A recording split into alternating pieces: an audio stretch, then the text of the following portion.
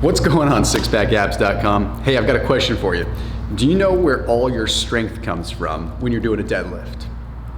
Yep, you guessed it. It's your badonkadonk. It's not coming from your back. It's not coming from the lower back. It's coming from your glutes, the largest muscle in the human body.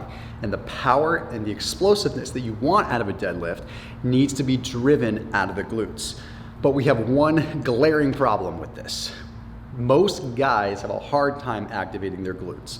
Okay, when you look around and you see women that are deadlifting or squatting, you notice how they all have perfect form. They do a really good job with it. Like, you can look at most of them when they're doing a squat or a deadlift, and very seldom do you see them making the general fatal mistakes that we see guys making all the time. The knees coming over the toes, or not activating the glutes, not activating the hamstrings. Well, that's because men generally do have tighter hamstrings. It's just how we are biologically created. And it simply is because we usually have a little bit more explosive strength for sprinting and running when it comes down to the hamstrings, but we're not quite as flexible and we can't engage the glutes as much. It's nothing to be ashamed of, it's just the way that we are. But the other big problem is the fact that we're sitting down a lot, or we're stagnant, or we're sitting around or standing around a lot. So that means that we're not able to really engage or get the flexibility that we want. So what I want to show you today is a dynamic warm-up, some movements that you can do to actually engage your glutes so that when you do deadlift, you get more out of it. The deadlift is one of the most powerful compound movements that you can ever do. Even if you're just doing it lightly, you're engaging so much of your body. The calorie torching that occurs when you do a deadlift is phenomenal. So I'm going to show you 3 different ways that you can get warmed up for a deadlift. And I recommend that you do all of them. Okay, so the first thing that I want to show you is one that you probably are going to hate. It's a variation of jump rope. Now, normally when you jump rope, I'm going to turn to the side so you can see me, you're usually jumping on the toes, right? You're usually jumping like this, which is predominantly your calves and a little bit of hamstrings. It's actually doing the opposite of what you want. You're loading up the quads, you're loading up the calves, and you're barely activating the hamstrings. It's not the best warm-up to do for deadlifts, but a good warm-up that you can do is focusing on doing your jump rope, but landing a little bit slower and pushing off with your glutes. It's actually tricky when you first do it, and you might end up tripping over yourself a couple of times. But just remember, it's a slow movement. So what I want to do is I want to not just come off the toes, I want to land all the way, but you don't want to make it jerking because you don't want to be putting stress on your Achilles. So it looks something more like this. See how I'm assuming sort of a partial squat position, sitting my butt back. Now I go through the motion.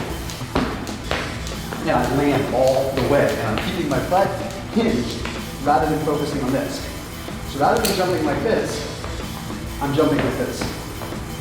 Okay, now the trick is, again, you don't want to be pushing it right out the gate. Don't try to sprint, don't try to jump super high, it puts too much stress on your Achilles. You do need to loosen the hips up and loosen the Achilles up. So again, it's almost like you're sitting in a partial chair position and you're jumping like this. Okay, slow movement, you don't even have to do it with a jump rope, you can just straight up jump. The next thing I want to show you requires one prop, okay? That's going to be a band. So you can use a regular band and tie it, or you can use one of those bands that actually already has a loop that I don't have here. Okay, I'm going to go ahead and I'm going to loop this around. And what I'm going to do is grab these guys.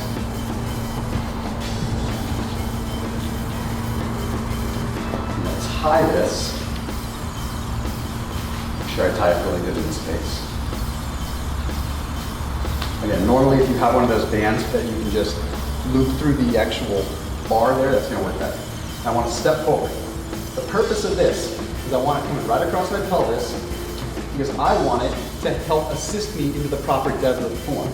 So, proper deadlift form, sliding the hips back, and you want to actually, normally you have the bar coming right up to your shins, and then as you go through the motion, you bring the shins to the bar and you come up.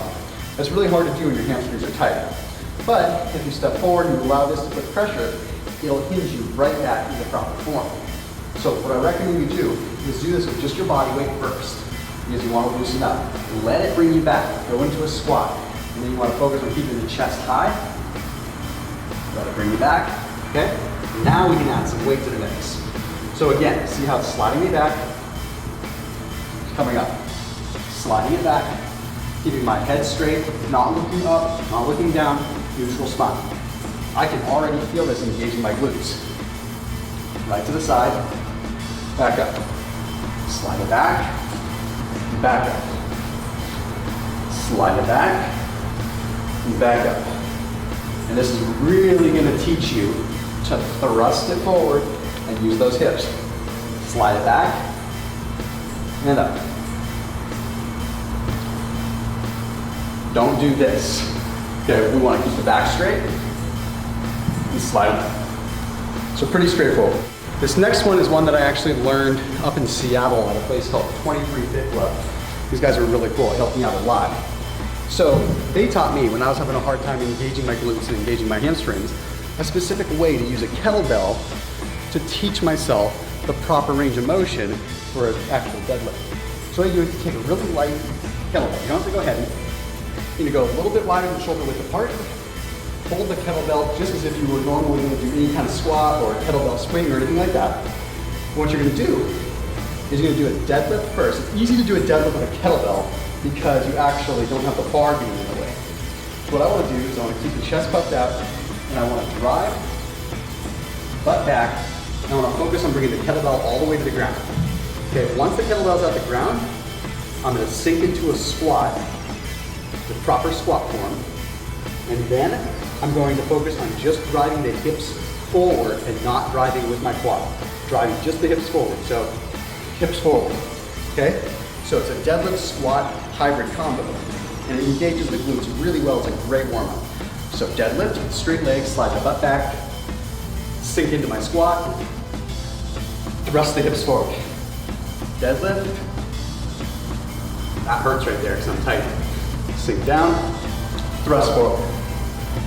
Deadlift, sink down, thrust forward. And then you can bring the legs in a little bit closer and try it that way. It's a little harder. Deadlift, ow, squat, thrust forward.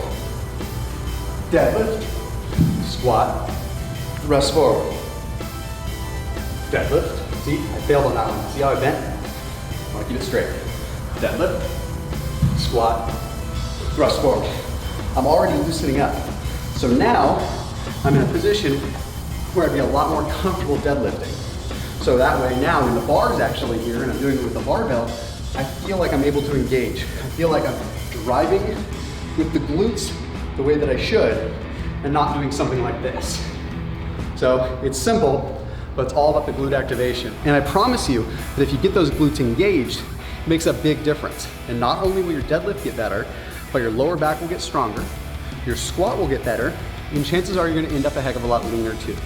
Hey, if you haven't already, please make sure you check out the Science-Based Six-Pack Intermittent Fasting course down in the description below. As always, keep it locked in here on this channel, and I will see you guys in the next Six-Pack video.